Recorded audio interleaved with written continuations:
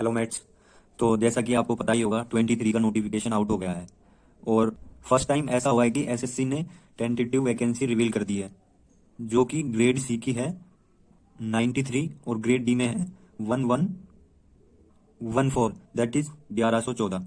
और अगर हम टोटल की बात करें तो टोटल हो जाती है हमारी 1207। और इसमें जो सबसे एक तरीके से देखा जाए ज़्यादा वैकेंसी है वो है इनकम टैक्स और डीओपीटी में, जो कि है इनकम टैक्स में 392 और डीओपीटी में है 127। अब इनको देखकर प्रोबेबली आपको एक डिमोटिवेट टाइप फील हुआ होगा, तो मैं आपको सजेस्ट करूंगा प्लीज़ आप लास्ट ईयर को छोड़कर बाकी ईयर लाइक 2019 की वैकेंसी देके मे भी आपको थोड़ा अच्छा लगे और ये वैकेंसी ठीक ठाक लगे। और ये बात भी ध्यान रखिए कि ये वैकेंसियाँ टेंटेटिव है, मे बी ये वैकेंसी कम हो जाए, मे बी ये वैकेंसी बढ़ जाए, हालांकि बढ़ने के चांसेस ज़्यादा हैं, घटने के कम है। और बाकी हाइलाइट्स की बात करें तो देखो आपके फॉर्म स्टार्ट 2 से स्टार्ट हो गए हैं और अगस्त 23 लास्ट डेट है। तो जो ध्यान देने वाली बात है वो मैं ये बता देता हूँ कि आपको अगर आप ईडब्ल्यूएस या ओबीसी कैटेगरी से बिलोंग करते हैं और आप किसी भी तरह अगर 23 से पहले जो आपका कास्ट सर्टिफिकेट है वो बनाने में एक तरीके से नहीं बना पा रहे हैं तो आप प्लीज़ यूआर से फॉर्म फिल करें, क्योंकि फिर डीवी के टाइम आपको प्रॉब्लम हो सकती है। और अगर हम बात करें सिलेबस की तो syllabus as it is same है, 100 का इंग्लिश है, 50 का रीजनिंग है और 50 का जीएस है।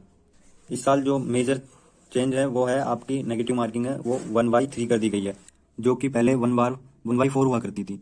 और इसमें तो कोई दुखी होने की नीड ही नहीं है। देखो यार लॉजिकली सोचो, आप अगर स्टेनो के सीरियस स्टूडेंट हो तो आपके लिए तो कोई प्रॉब्लम ही नहीं है। प्रॉब्लम उन लोगों के लिए है जो एक तरीके से हम बोल सकते हैं कि जो तुक्का मारने पे विश्वास करते थे।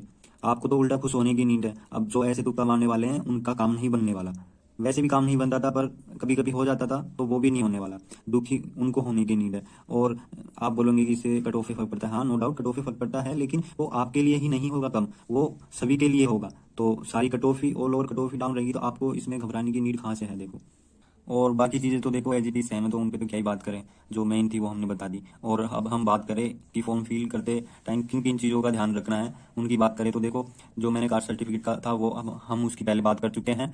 और आप ये चीज़ें ध्यान में रखें कि आपका जो फोटो और वो साइन है वो ज़्यादा पुराना नहीं होना चाहिए और प्रॉपर क्लियर होना चाहिए फोटो और साइन। मैं सजेस्ट करूंगा आप किसी ई मित्र से फॉर्म भरवा लें, क्योंकि देखो पहली बात तो ई मित्र पर आपका फोटो अच्छे से स्कैन होता है, सिग्नेचर भी अच्छे से स्कैन होता है। और दूसरी बात जब हम फॉर्म फिल करते हैं तो मैंने एक्सपीरियंस किया है कभी कभी हमसे सिली मिस्टेक हो जाती है, हम मतलब सोच ही नहीं सकते, कभी कभी ऐसी मिस्टेक हो जाती है। और जब आप ई मित्र पे फिल करते हो तो वो चीज़ें 2 लोगों की नज़र में होती है, तो गलती होने के चांसेस बहुत ही कम होते हैं। यार देखो आप स्टेनो की ही तैयारी कर रहे हो तो एसएससी की वैकेंसी एक साल में एक बार आती है और वो तो अभी टाइम ठीक चल रहा है, बाकी टाइम बहुत लगता था। तो कम से कम इस फॉर्म को आप अच्छे से भरवाओ, ये मित्र से ज़्यादा पैसे 50-100 रुपये सारे लगते हैं, तो आप इस बात का अच्छे से सोच समझ के करें। और फोटो में चश्मा नहीं रहे ये भी बात ध्यान रखने वाली है। और ध्यान रहे कि हम लास्ट डेट का वेट ना करें, पहले ही टाइम से फॉर्म को फिल कर दे। लास्ट टाइम पे साइट बहुत ही स्लो हो जाती है, आप प्रॉब्लम फेस कर सकते हो, इसलिए पहले ही फॉर्म फिल कर दे जितना जल्दी हो सके। तो ये चीज़ें थी। और बाकी अगर आपकी कोई क्वेश्चन हो क्योरी है तो आप प्लीज़ कमेंट सेक्शन में लिख दें, मैं उसका जल्दी से जल्दी रिप्लाई कर दूंगा। और मैंने 23 को लेकर सब्जेक्ट की स्ट्रेटजी वगैरह के वीडियो बना रखे हैं, प्लीज़ आप प्लेलिस्ट चेक करें। और आने वाले टाइम में मैं आपके साथ ही तैयारी करूंगा और आपके साथ जो भी स्ट्रेटजी वगैरह को लेकर अपन डिस्कस करते रहेंगे, तो प्लीज़ हमारे साथ बने रहें। Thank you guys, thank you so much. आपका मेट एसएससी मेट।